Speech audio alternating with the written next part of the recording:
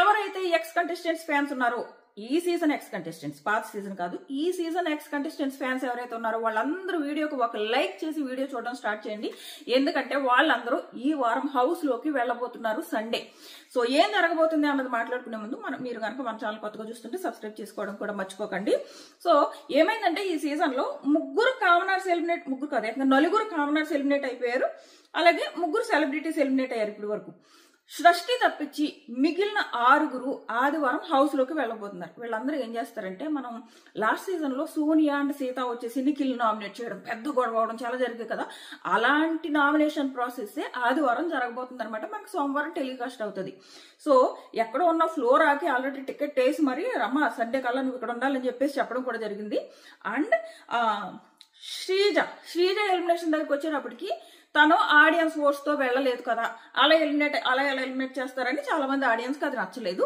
And శ్రీజకి ఏంటంటే game ఆడాలన్న zeal ఉంది, కానీ ప్రూవ్ చేసుకోకుండానే హౌస్ నుంచి బయటకు వెళ్ళిపోయింది. అండ్ ప్రియా పాపం ఫస్ట్ 2 వీక్స్ ఉన్న నెగిటివిటీ నుంచి కొంచెం బయటకు వస్తున్నప్పుడే, అసలు నెగిటివిటీ నుంచి కూడా బయటకు రాలేదు, ఆ బయటకు రాకుండానే ఎలిమినేట్ అయిపోయింది.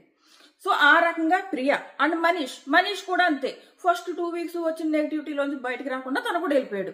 అండ్ హరీష్ కూడా ఎలిమినేట్ అయిపోయారు, ఆయన సరిగ్గా గేమ్ ఆడికి వెళ్ళిపోయారు.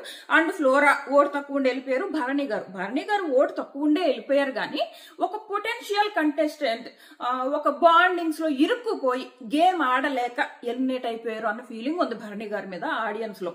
సో అండ్ ఫ్యామిలీ ఆడియన్స్ కి భరణి గారు బాగా ఎక్కువ కనెక్ట్ అయిపోయారు, చాలా ఎక్కువ కనెక్ట్ అయిపోయారు. అందుకే భరణి గారు ఎలిమినేట్ అయిపోయినప్పుడు ఈ భరణి గారు రీఎంట్రీ అన్నది కూడా నడిచింది. సేమ్ శ్రీజాకి ఎలా నడిచిందో అలాగే నడిచింది. ఆయన పొరపాటున ఒక పొటెన్షియల్ కంటెస్టెంట్ అంత త్వరగా ఎలా ఎలిమినేట్ అవుతాడు, ఆయనకి సరైన హింట్స్ ఇవ్వలేదు. చాలా మందికి వచ్చినట్టే భరణి గారికి హింట్స్ వచ్చిండుంటే ఇలాంటి సిచ్యువేషన్ వచ్చేది కాదు అన్నది ఫ్యామిలీ ఆడియన్స్ ఒపీనియన్ అనమాట.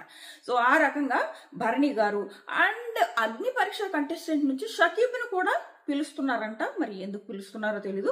సో ఈ రకంగా శ్రీజ, ప్రియా, మనీష్, హరీష్, ఫ్లోరా, భరణి, సృష్టి అయితే రావట్లేదు as of now, and Shakib. వీళ్ళందరూ షకీబ్ది కూడా 100% కన్ఫర్మేషన్ లేదు. సో వీళ్ళందరూ హౌస్ లోకి వెళ్తారు. ఎప్పుడు ఆదివారం వెళ్ళి నామినేషన్స్ చేస్తారు.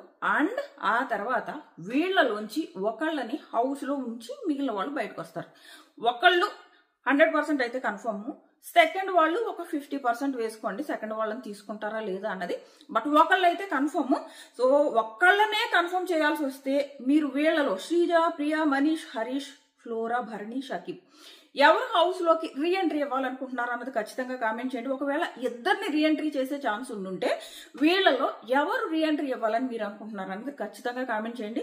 యాక్చువల్గా గేమ్ ఈ వైల్డ్ కార్డ్స్ వచ్చిన తర్వాత ఫైర్ స్టామ్ అన్నారు. అక్కడ ఏం ఫైర్ స్టామ్ లేదు, ఏదో అమెజాన్ అడవుల్లో ఫైర్ స్టామ్ వస్తుంది చూడ అలా చెప్పారు.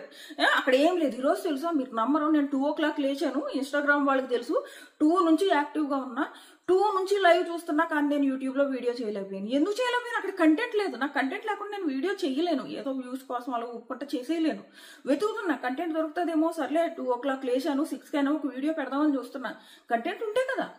వాళ్ళ అమర అండ్ అర్జున్ ఇప్పుడు వచ్చారు హౌస్ లోకి, ఇప్పుడు వచ్చారు, ఇంకేం చేస్తాం, ఎపిసోడ్ స్టార్ట్ అవుతుంది కాసేపట్లో. సో అందుకు చేయలేదు. సో ఇది వెరీ బిగ్గెస్ట్ అప్డేట్. వీళ్ళలో కొంచెం హౌస్ లోకి ఒకళ్ళని కాదు, ఒక 2-3 తోసేయాలబ్బా.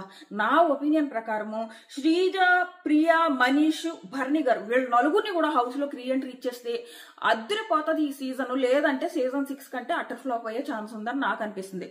నేను శ్రీజ, ప్రియా, మనీష్ అండ్ భరణి వీళ్ళు 4 కూడా హౌస్ లోకి రీఎంట్రీ అవ్వాలి అని నేను కోరుకుంటున్నాను. మీరైతే మీ ఒపీనియన్ ఏంటంటే ఖచ్చితంగా కామెంట్ చేయండి.